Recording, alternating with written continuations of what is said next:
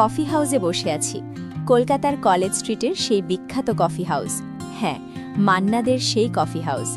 এই কফি হাউসই ছিল এককালের বাঙালি বুদ্ধিজীবীদের প্রধান আড্ডাস্থল।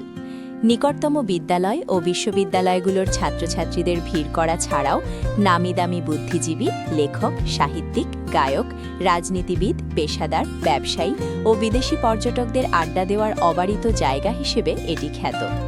বিশ্বের সবচেয়ে বড় পুরনো বইয়ের মলে ও নতুন বইয়ের বাজার সামনে আছে বলে হাউসটিতে সব সময় ভিড় থাকে। অনেকক্ষণ হলো এসেছি, কিন্তু ফাঁকা চেয়ার পাইনি, তাই দাঁড়িয়ে থাকতে হলো অনেকক্ষণ।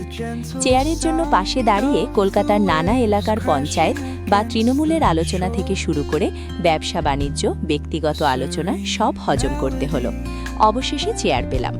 বাঙালির প্রাণের এই আড্ডাস্থলটির নাম এক সময় কফি হাউস ছিল না, অ্যালবার্ট হল ছিল এর পূর্ব নাম। 1878 সালের এপ্রিলে তৎকালীন ব্রিটিশ রানী ভিক্টোরিয়ার স্বামী অ্যালবার্টের নামকরণে এটির নামকরণ করা হয়। এরপর কেটে গেছে প্রায় 140 বছর। উপমহাদেশে ব্রিটিশ বিরোধী নানা আন্দোলন সংগ্রামের অনেক ইতিহাসে জড়িয়ে আছে কফি হাউসটির নাম।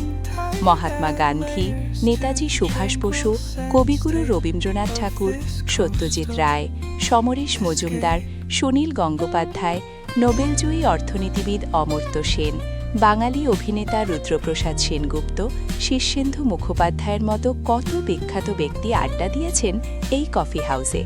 এসব ভেবেই রোমাঞ্চিত হলাম। হয়তো যে চেয়ারে বসে আছি সেখানেই একদিন সত্যজিৎ রায় তার লেখা বা চলচ্চিত্র নিয়ে আড্ডা দিতেন।